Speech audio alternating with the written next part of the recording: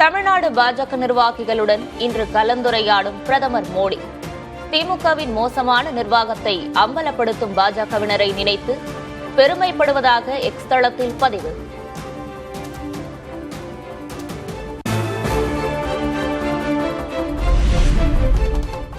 மீனவர்கள் பிரச்சினை குறித்து இலங்கையிடம் பேச சொன்னால் மௌன குருவாகி விடுகிறார் விஸ்வகுரு மோடி. பரமக்குடி பரப்புரையில் திமுக தலைவர் மு க ஸ்டாலின் விமர்சனம்.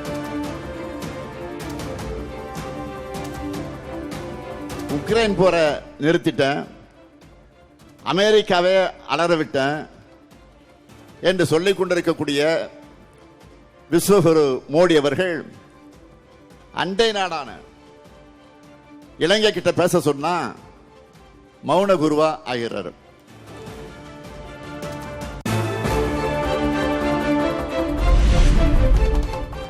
தமிழ் கோட்டையை மதவாத கும்பல் ஆக்கிரமிக்க விடமாட்டோம். IPL தொடரில் டெல்லி அணியை சென்னை வீழ்த்தியதை சுட்டிக்காட்டி பேசிய மு க ஸ்டாலின். நேத்து IPL மேட்ச் பார்த்திருப்பீங்கன்னு நினைக்கிறேன். நேற்று நான் கார்ல புதுக்கோட்டையில இருந்து திருப்பத்தூர் போகும்போது ஐபேடை வச்சுக்கிட்டு மேட்ச் பார்த்தேன். என்ன ஆச்சு ரிசல்ட் தெரியுமா உங்களுக்கு? டெல்லி தோத்துருச்சா, சென்னை அணி வெற்றி பெற்றுச்சா? அதுதான்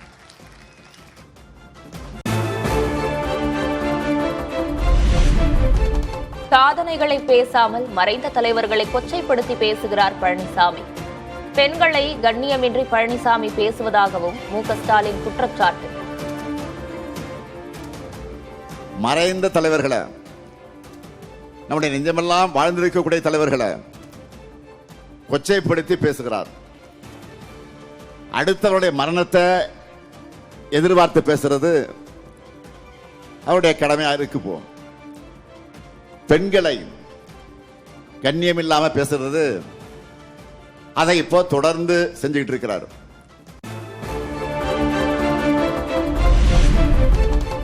பாஜக அரசுடன் இணக்கமாக இருந்து பழனிசாமி தமிழ்நாட்டுக்கு செய்தது என்ன? திமுக காங்கிரஸ் ஆட்சியின் 10 ஆண்டு கால திட்டங்களை ஒப்பிட்டு தூத்துக்குடி பரப்புரையில் கேள்வி எழுப்பிய ஸ்டாலின்.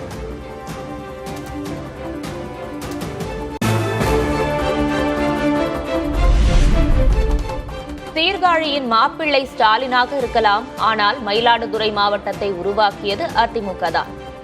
படையப்பா படத்தின் நகைச்சுவை காட்சியை குறிப்பிட்டு பேசிய பழனிசாமி. ஒரு படத்துல ஒரு டைலாக் வரும், மாப்பிள்ளை அவருதான், சட்டை என்னோடது. மாப்பிள்ளை அவர் தான், சட்டை என்னோடது. அது மாதிரி திரு ஸ்டாலின் அவர்களே, என்ன செஞ்சேன்னு கேட்குறீங்கல்ல, நீங்க உங்க மாமனார் வீட்டுக்கு வந்தீங்கல்ல, தங்குனீங்கல்ல, இந்த மாவட்டத்தை தோற்றுவித்தது அதிமுக அரசாங்கம்.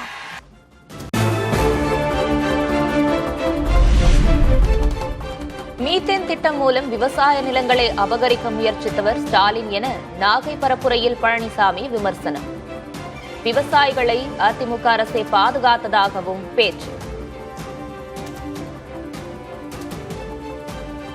இப்போ மீத்தேன் ஈத்தேன் ஒப்பந்தம் யார் போட்டது? ஸ்டாலின் முன்னிலையில் தானே போட்டாங்க.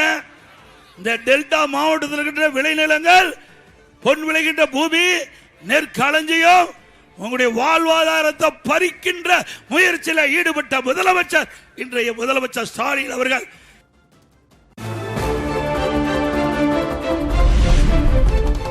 ஒத்த கருத்துள்ள கூட்டணி என்றவர்கள் புதுச்சேரியிலும் கேரளத்திலும் தனித்தனியே நிற்கிறார்கள். திமுக கூட்டணி குறித்து எடப்பாடி கே பழனிசாமி விமர்சனம்.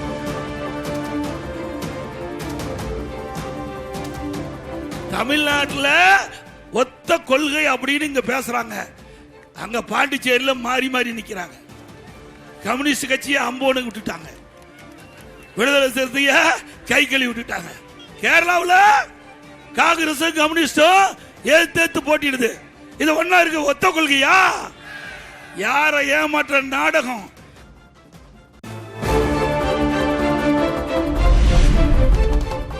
அதிமுக தொண்டன் கூட யாருக்கும் அடிமை இல்லை. ஸ்டாலினின் விமர்சனத்துக்கு நாகை பரப்புரையில் எடப்பாடி கே பழனிசாமி பதில். தேர்தல் பரப்புரை ஆரம்பிச்சு தொடர்ந்து என்னை பற்றி தான் விமர்சனம் செய்கிறார். நம்முடைய கட்சி பிஜேபிக்கு அடிமையா அப்படியா இருக்குது? திரு ஸ்டாலின் அவர்களே, எங்க கட்சி தொண்டன் கூட யாருக்கு அடிமை கிடையாது, தொண்டன் கூட அடிமை கிடையாது.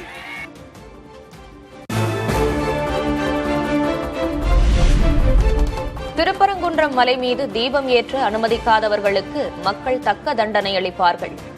ராமநாதபுரம் பரப்புரை கூட்டத்தில் பாஜக தேசிய தலைவர் நிதின் நவீன் பேச்சு.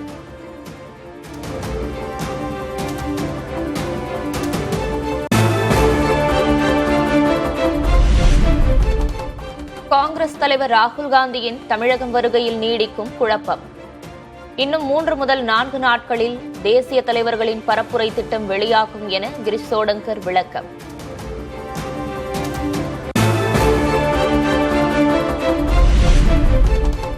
நெல்லுக்கான ஊக்கத்தொகையை நிறுத்த மத்திய அரசு உத்தரவு பிறப்பிக்கவில்லை என நிதியமைச்சர் நிர்மலா சீதாராமன் விளக்கம். முதல்வர் ஸ்டாலினின் உரை உண்மைகளை திரித்து கூறும் செயல் எனவும் விமர்சனம்.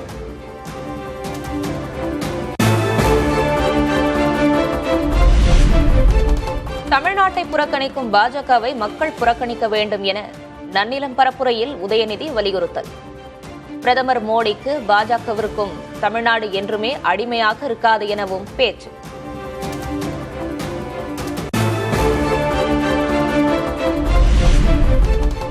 சேலத்தில் பரப்புரையில் ஈடுபட்ட பாமக தலைவர் ராமதாசுக்கு திடீர் உடல்நலக் குறைவு. மேடையில் மயக்கமடைந்த நிலையில் மருத்துவமனையில் அனுமதி.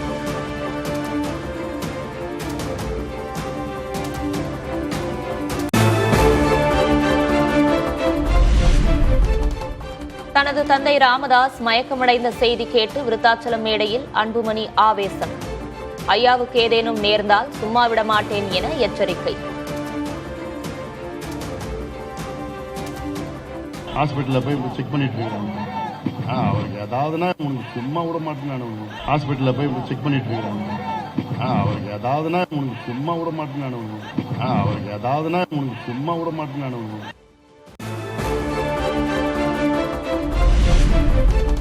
விழுப்புரம் தைலாபுரத்தில் உள்ள ராமதாஸ் இல்லத்திற்கு சென்ற அன்புமணி தாய் சரஸ்வதியை சந்தித்து ஆசி பெற்றதோடு 1 மணி நேரம் பேச்சுவார்த்தை.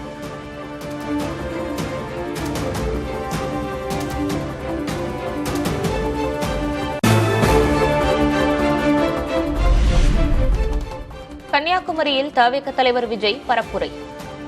மகாதானபுரத்தில் சைக்கிள் ஓட்டி வாக்கு சேகரித்தார்.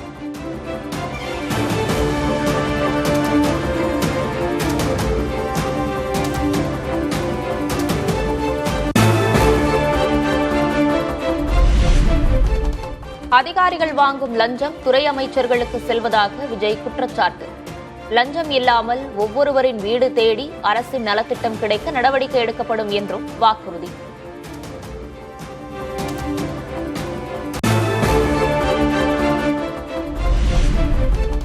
தமிழ்நாட்டில் AI பல்கலைக்கழகம் அமைக்கப்படும். AIக்கென தனி அமைச்சகம் உருவாக்கப்படும் என்றும் விஜய் வாக்குறுதி. தமிழ்நாட்டின் முதல் செயற்கை நுண்ணறிவு பல்கலைக்கழகத்தை ஏற்படுத்தி உலகளாவிய தொழில்நுட்ப நிறுவனங்கள், ஆராய்ச்சி ஆய்வகங்கள் மற்றும் புதுமையாளர்களை ஈர்க்கும் வகையில் செயற்கை நுண்ணறிவுக்கான உலகளாவிய மையமான AICTI TVK அரசு உருவாக்கும் முயற்சியில் நமது அரசு ஈடுபடும்.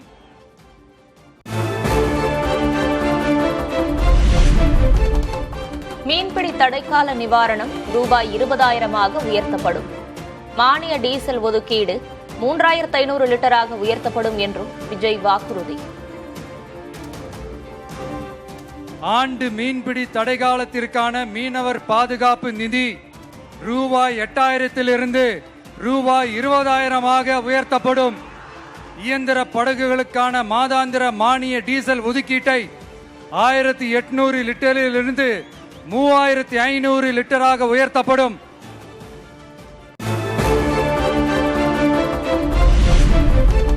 தியாகி நல்ல கண்ணுவை விட்டுவிட்டு நடிகனை தேடும் கூட்டமே இங்கு அதிகம். போடி பரப்புரையில் உருக்கத்துடன் பேசிய நாம் தமிழர் ஒருங்கிணைப்பாளர் சீமான். 7 ஆண்டுகள் இந்த நாட்டு விடுதலைக்கு சிறையில் இருந்தவன் என் தகப்பன் நல்ல கண்ணு. விடுதலை போராட்ட விட்டு வெளியில போயின்று மீசை ஒவ்வொரு முடியாக புடுங்கிறான் வெள்ளைக்காரன். சுருட்டான் சுட்டான். இருந்தா தானா புடுங்குவாய் என்ற மொத்தமாக வலித்து விட்ட மகன் செத்து போனாடா 100 வயசுல. நல்ல கண்ணை விட்டு விட்டு நடிகனை தேடுற கூட்டமே உன்னை எவன்டா உருப்படும், எவன்டா உருப்படும்?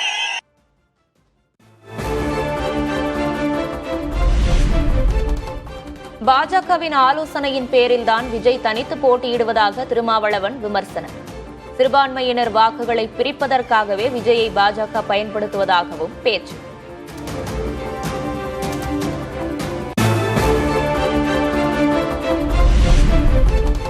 வாகனத்தில் ஏறி கை காட்டுவது அரசியல் அல்ல, மக்களோடு மக்களாக நிற்க வேண்டும். காரைக்குடியில் பரப்புரை செய்யாமல் சென்ற விஜயை மறைமுகமாக சாடிய அண்ணாமலை.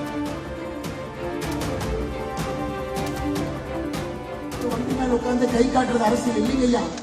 வெயில்ல எப்படி நீங்கள் இருக்கின்றீங்களோ உங்களோடு இருக்கணும். கர்ம வீரர் காமராஜர் ஐயா தமிழகத்தினுடைய முதலமைச்சராக 9 ஆண்டுகள் இருந்தார். ஆனா எத்தனை பேருக்கு தெரியும் 9 ஆண்டுகள் சிறையிலும் அவர் இருந்திருக்கிறார் என்று? காமராஜர் ஐயாவுடைய மொத்த வாழ்க்கையில 9 ஆண்டு காலம் சிறையில் இருந்திருக்கார், கஷ்டத்தை பார்த்திருக்கின்றார்.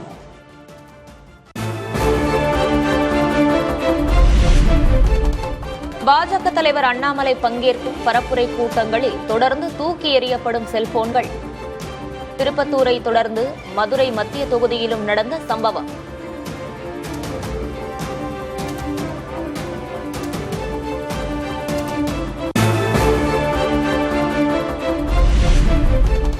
சென்னை பல்லாவரத்தில் ஐஜேகே வேட்பாளர் வெங்கடேசனை ஆதரித்து பாரிவேந்தர் தீவிர வாக்கு சேகரிப்பு.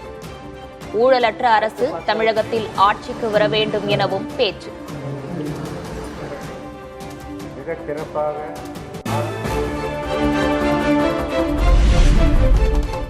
வேலூர் மாவட்டம் அணைக்கட்டு பகுதியில் தேர்தல் உதவி மண்டல அலுவலர்கள் 2 பணியிடை நீக்கம். தபால் வாக்கின் போது ஆளுங்கட்சிக்கு ஆதரவாக செயல்பட்டதாக அதிமுக புகார் அளித்த நிலையில் நடவடிக்கை.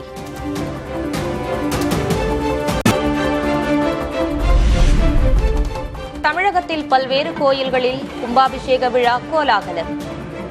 சிறப்பு பூஜைகளில் திரளான பக்தர்கள் கலந்து கொண்டு தரிசனம்.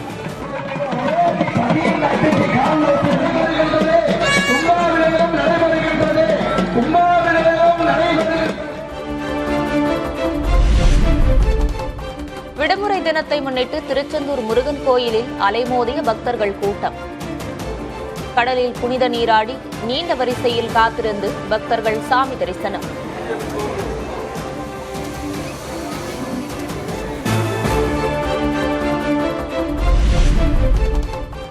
புகழ்பெற்ற திண்டுக்கல் மேட்டுப்பட்டி வியாக்குல அன்னை தேவாலயத்தின் 335வது தேர் திருவிழா. சாதி மதம் கடந்து திரளானோர் கலந்து கொண்டு தேரை வடம் பிடித்து இழுத்து பிரார்த்தனை.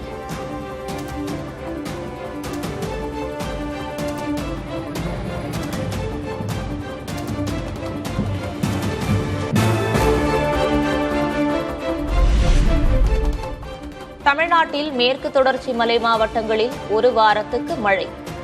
வானிலை ஆய்வு மையம் கணிப்பு.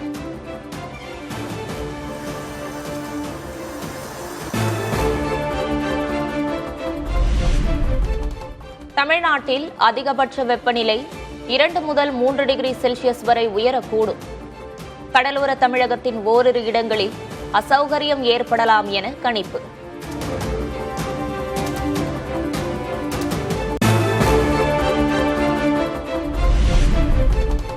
மகளிர் இடஒதுக்கீடு சட்டத்தை அனைத்து கட்சிகளும் ஒருங்கிணைந்து நிறைவேற்ற உதவ வேண்டும்.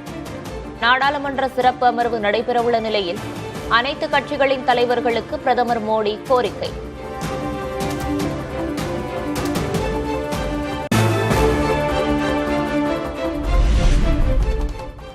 தொகுதி மறுசீரமைப்பு குறித்த தகவல்கள் தெரியாமல் மகளிர் இடஒதுக்கீடு சட்டம் குறித்து விவாதிப்பது பயனற்றது. தொகுதி மறுசீரமைப்பு குறித்து அனைத்து கட்சி கூட்டத்தை கூட்டவும் பிரதமர் மோடிக்கு மல்லிகார்ஜுன கார்கே வலியுறுத்தல்.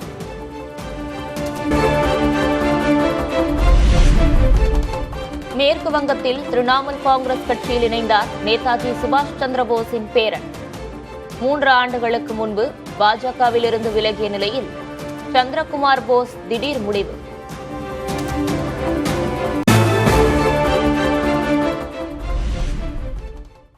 மறைந்த பிரபல திரைப்பட பாடகி ஆஷா போஸ்லே உடல் இன்று தகனம் செய்யப்படுகிறது. மும்பை இல்லத்தில் வைக்கப்பட்டுள்ள உடலுக்கு காலை முதல் பொதுமக்கள் இறுதி அஞ்சலி செலுத்த ஏற்பாடு.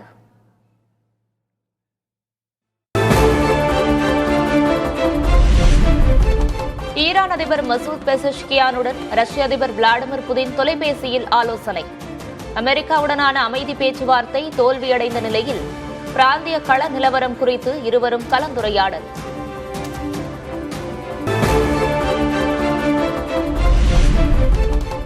அணுசக்தி கொள்கையை கைவிட்டால்தான் ஈரானுடன் போர் நிறுத்தம் என ட்ரம்ப் திட்டவட்டம். ஈரானில் மீதமுள்ள சிறிய பகுதிகளையும் கைப்பற்றப் போவதாகவும் அறிவிப்பு.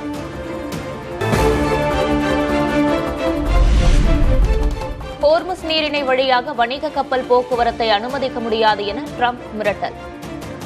அமெரிக்க படைகள் மீது தாக்குதல் நடத்தினால் ஈரானியர்கள் நரகத்திற்கு அனுப்பப்படுவார்கள் எனவும் எச்சரிக்கை.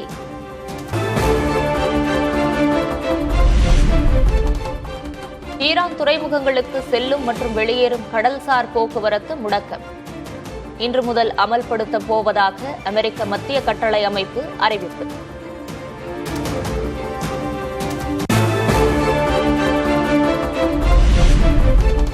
ஹோர்முஸ் நீரிணையை அமெரிக்க ராணுவ கப்பல்கள் நெருங்கினால் கடும் நடவடிக்கை.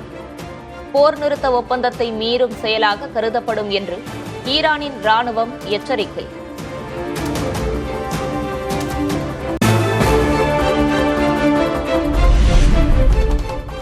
ஹோர்முஸ் நீரிணை வழியாக இந்தியா வரும் எரிவாயு கப்பல்களுக்கு சிக்கல். ட்ரம்ப் மிரட்டலால் இந்தியாவில் மீண்டும் எரிவாயு தட்டுப்பாடு ஏற்படும் என அபாயம்.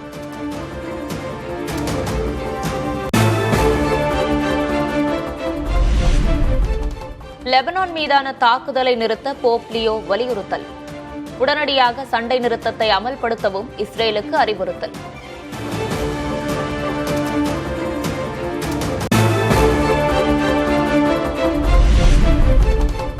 நைஜீரியாவில் அந்நாட்டு விமானப்படை தவறுதலாக நடத்திய வான்வழி தாக்குதல். பொதுமக்கள் 100க்கும் மேற்பட்டோர் உயிரிழந்ததாக தகவல்.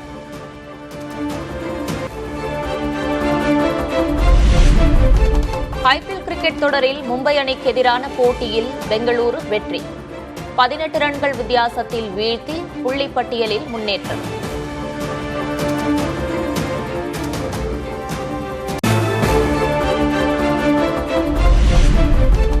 ஐபிஎல் கிரிக்கெட் தொடரில் லக்னோவை வீழ்த்தி 2வது வெற்றியை பதிவு செய்த குஜராத் அணி. ஜோஸ் பட்லர், சுப்மன் கில் அதிரடி ஆட்டத்தால் 7 விக்கெட்டுகள் வித்தியாசத்தில் வெற்றி.